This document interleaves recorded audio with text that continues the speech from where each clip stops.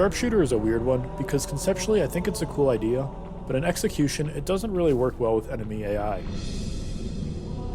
Compared to the other archetypes, Sharpshooter just cannot compete damage-wise.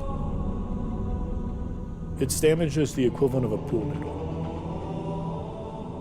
But in anything remotely challenging, Sharpshooter just cannot compete with the other options. Have you ever been wrong? Turns out I was, when I ranked Sharpshooter as one of the worst archetypes. So today, I want to correct my past mistakes and explain why Sharpshooter is actually pretty good. But, you probably already know that. Now, even though I had put in extensive research into my archetype ranking video, I had overlooked a few issues, which is why I play Sharpshooter so low. First, I was using a build that did approximately 2 damage. But once I switched over to, a competent build that didn't completely suck, Sharpshooter became a lot stronger. See, before, playing Sharpshooter felt like... But now, playing Sharpshooter is like, damn, does this archetype do a lot of damage. Since it's been a little bit since my last upload, I figured I'd go over what Sharpshooter does and some of the abilities that make it stand out.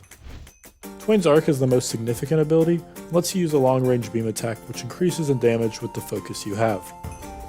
What is focus, you ask? Well, I don't know, I have ADHD. But in Wynncraft, it's a meter you build up when you melee attack enemies. Once you have at least 2 focus, you can use this beam attack, and as long as you don't miss, you can chain this indefinitely. Also, if you get your focus meter to at least 5, you can temporarily become God, fly up to the heavens, and airstrike the heathens below you. Cool! Now the range of Twain's Arc is insane. Look, I'm standing on top of a tree and hitting enemies in a scrapyard that are almost out of my render distance. This is pretty much one of the safest and easiest ways to level up, and it's at scrapyard, so this is a pretty broken spot. Oh, wait, that means Salted might patch this. Let's just delete this from the video. But Nightbaker, what if I'm not good at aiming? Does this mean I should pick a different archetype? I mean, yeah, probably. Oh, wait, never mind. The archetype has a built-in aimbot ability, so you'll be fine.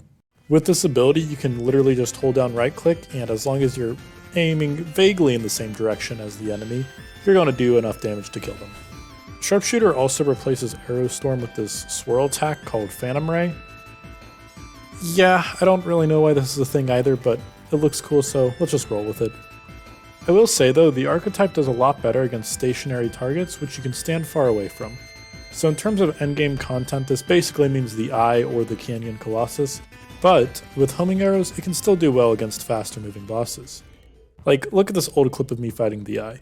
Just a few shots, I'm already on to the next phase, and okay, yeah, I do die right after, but that's because I suck, not because Sharpshooter sucks. There's a slight difference, okay?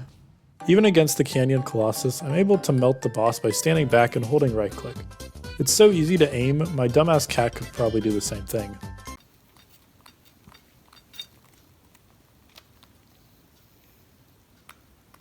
Now, you probably have a few questions like, which bow is the best to use for Sharpshooter?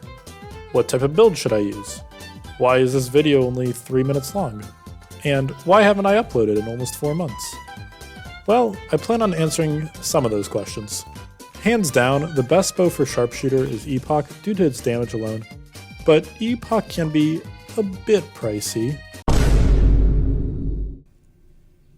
How much is this?